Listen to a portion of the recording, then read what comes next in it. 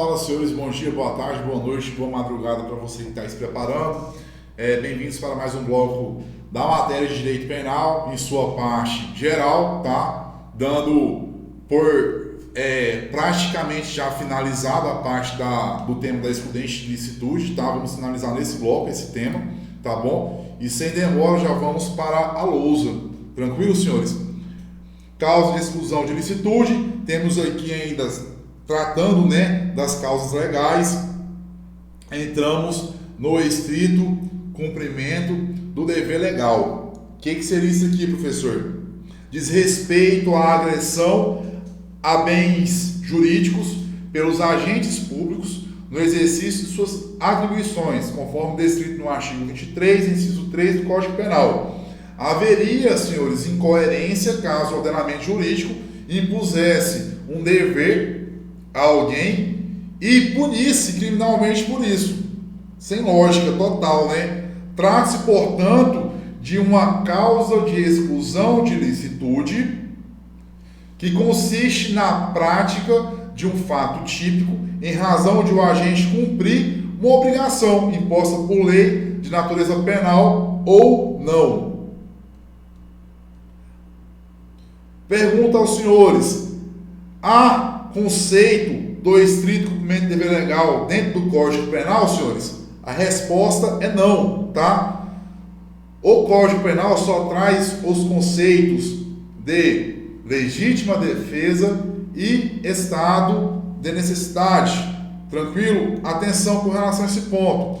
O policial que mata o criminoso em troca de tiro não age em estrito cumprimento de dever legal, tá? A ele, senhores, não é dado o dever de matar ninguém, não. Tranquilo? O policial que ele age, senhores, em uma situação de ocorrência e de troca de tiro, ele está agindo não em estrito cumprimento de dever legal em si, tá, senhores? Em legítima defesa, tá? Toda situação de troca de tiro, de confronto, senhores, é legítima defesa e não estrito cumprimento de dever legal. Tranquilo? Continuando. Age legítima defesa própria ou de terceiros. Senhores, com relação ainda ao estrito cumprimento de dever legal, temos a situação de excesso, tá? O excesso no estrito cumprimento de dever legal. Tanto no excesso doloso como no culposo, na atuação em estrito cumprimento de dever legal, temos a ruptura dos limites do dever, ou seja, sempre que o indivíduo cumprir o dever fora dos limites impostos pela norma, haverá hipótese de ruptura dos limites do dever. Nessa hipóteses, o agente deixa de estar amparado pelo estrito cumprimento de dever legal, porque ele excede, ou seja, ele ultrapassa os limites impostos pela norma. Senhores, aqui pergunto a vocês, quais seriam as consequências imediatas dessa ruptura dos limites dos deveres?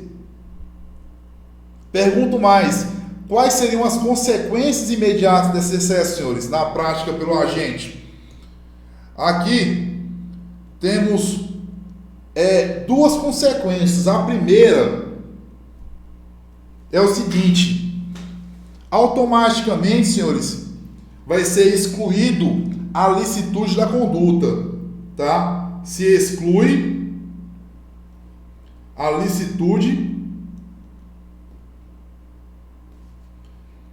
da conduta. Ou seja, se ele excedeu, ele deixa de estar em estrito cumprimento de dever legal, deixando de estar amparado pelas causas de excludente de licitude. Tranquilo? A segunda consequência aqui, senhores, é se ele deixar de agir em estrito cumprimento de dever legal, o excesso acaba permitindo a legítima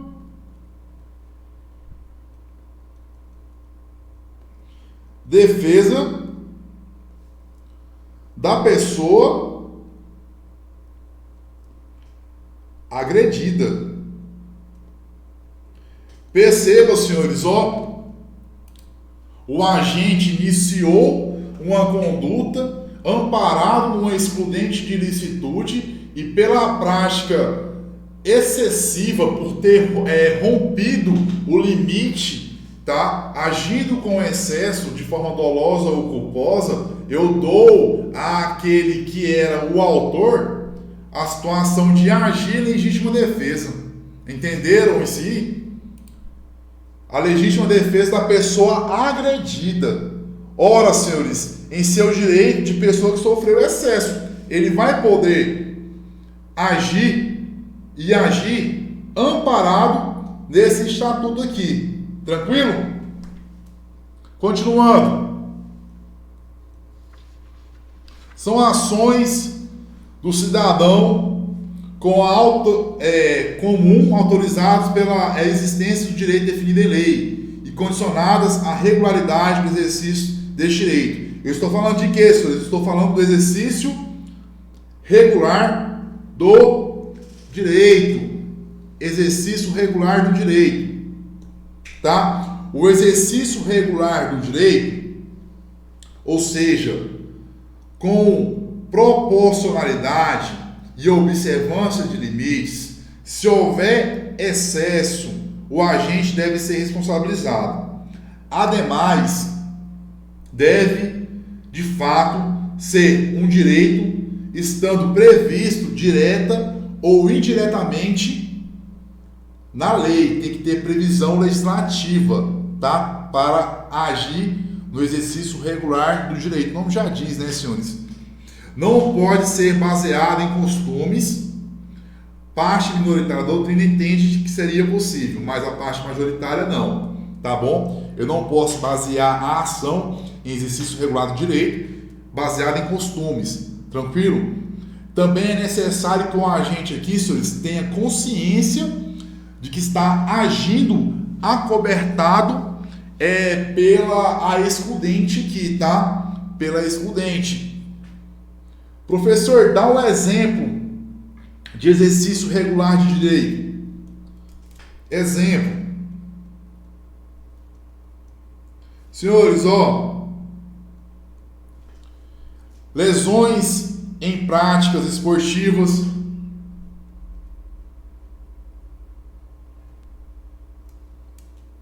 Lesão em prática esportiva.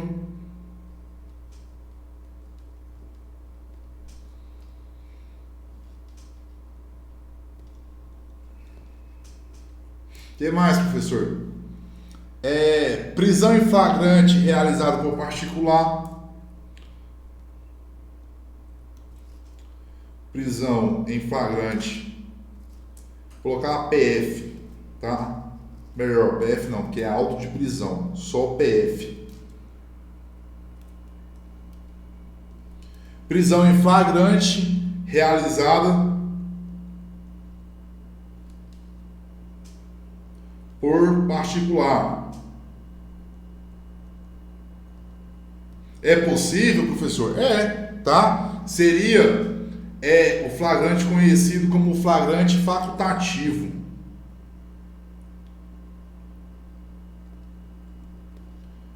Facultativo. Tranquilo? Mais algum, professor? Tem. Aqui, senhores, intervenção médica ou cirúrgica.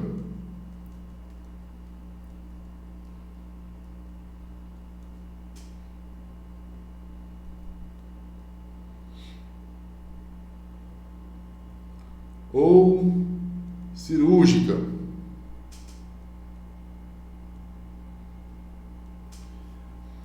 Que também pode caracterizar estado de necessidade a depender da situação, tá? Quando a intervenção médica não foi autorizada pelo paciente, como por exemplo. Outro exemplo aqui, senhores, direito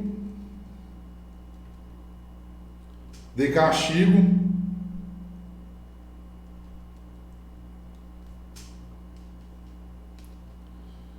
dos pais em relação aos filhos.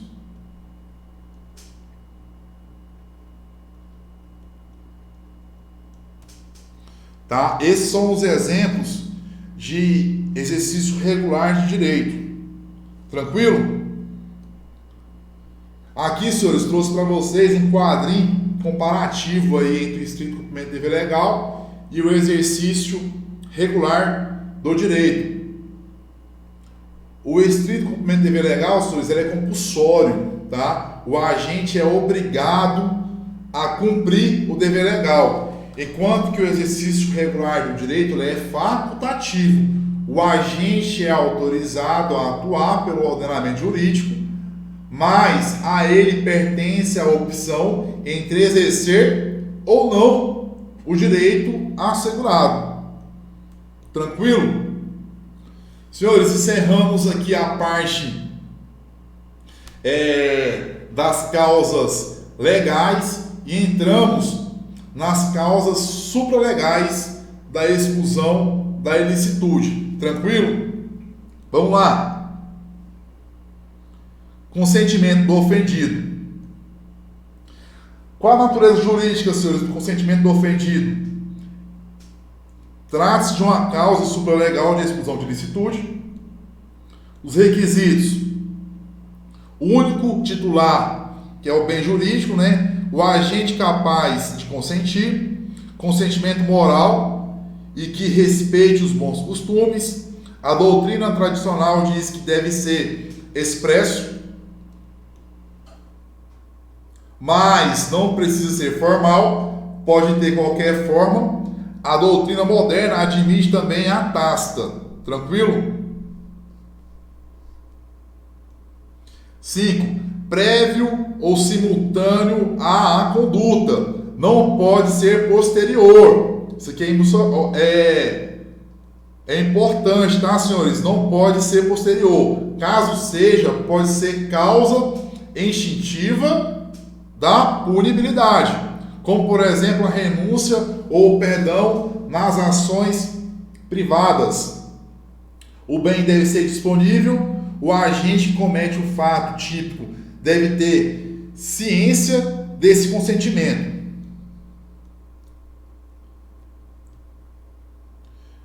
Aqui, senhores, consentimento do ofendido, causas supralegais, né? Tem como exemplo o aborto necessário, o terapêutico, está no artigo 128, inciso 1 do Código Penal, que acontece quando há risco à vida da gestante.